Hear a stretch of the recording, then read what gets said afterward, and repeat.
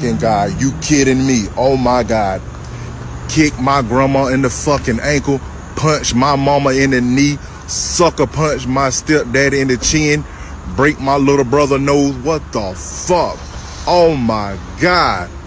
Oh my God. And diarrhea.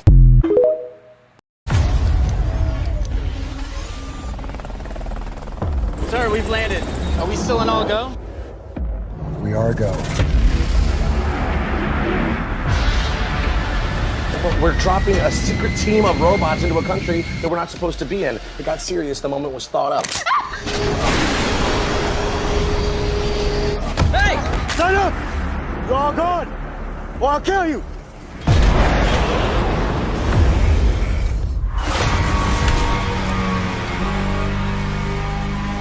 Do it.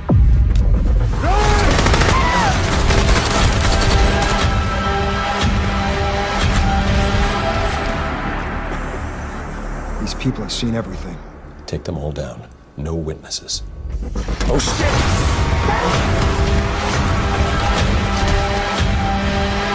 Do we have an ID on him yet? Sending you a packet. Special forces, huh? If this guy's a deserter, it could be the ultimate field test. Yeah, I was thinking the same thing.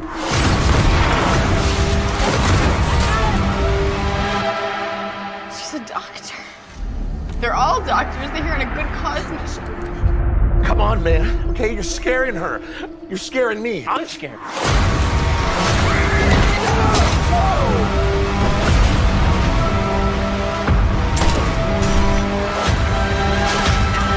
Come on! Do it! Fight me like a man, come on!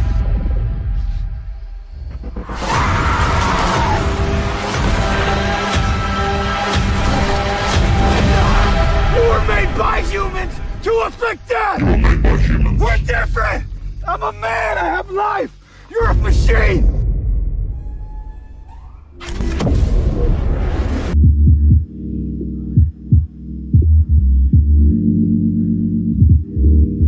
From the start of this episode, it is obvious that there is something unsettling about the environment.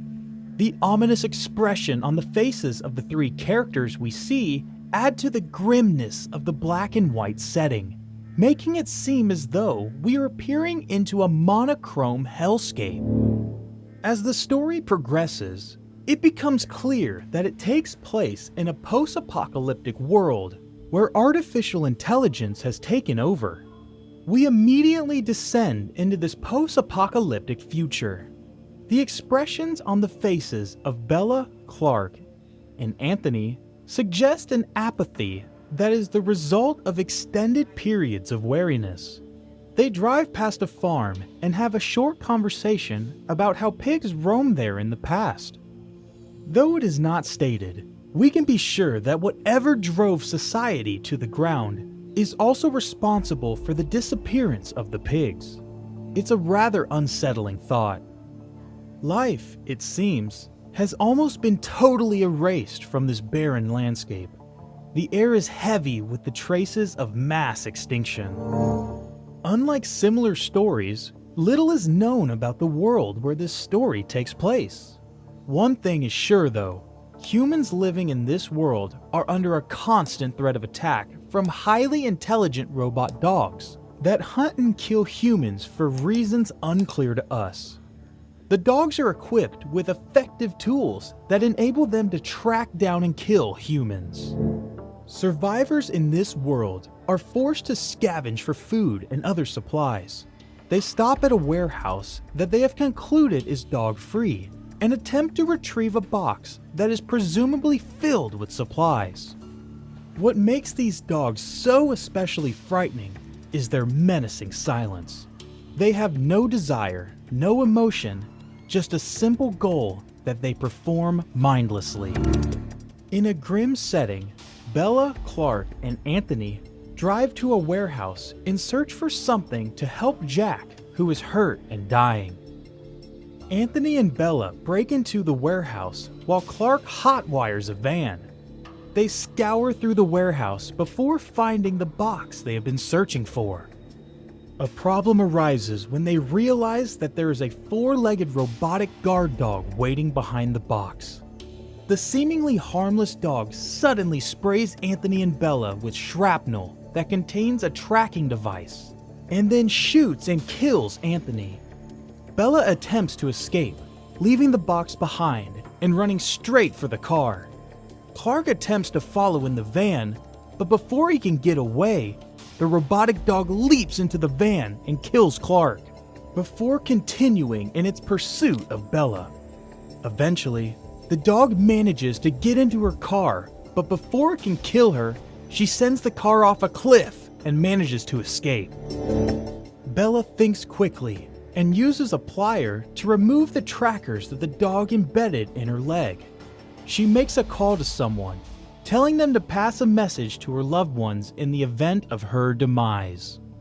The dog continues to pursue Bella relentlessly.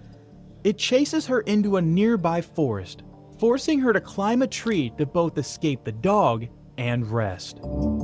Fortunately for Bella, the dog damaged its forelimb during the car wreck and is unable to climb a tree.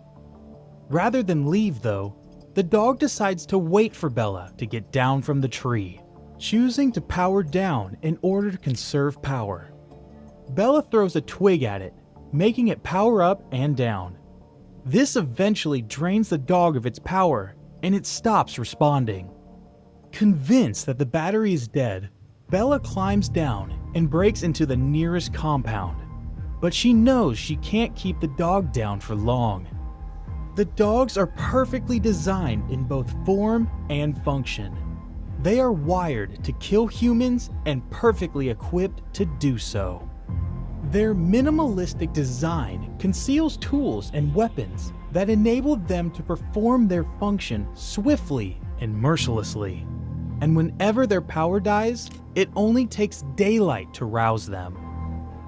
Bella finds 2 rotting corpses in the bedroom and takes the car keys and a shotgun from the room.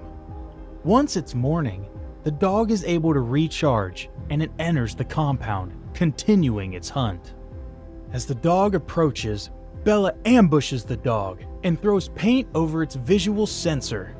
She then throws the paint can across the room really hard so that it lands with a thud and distracts the dog, who now has to rely on its hearing.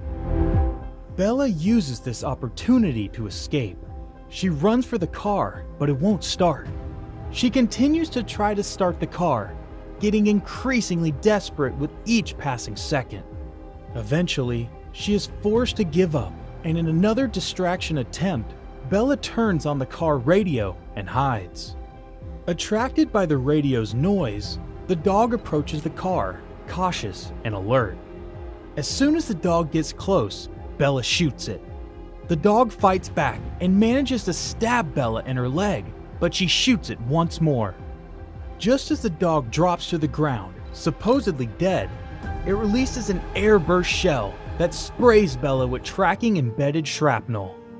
Bella re-enters the building and heads for the bathroom mirror to get a good look at the trackers that the dog sprayed on her face.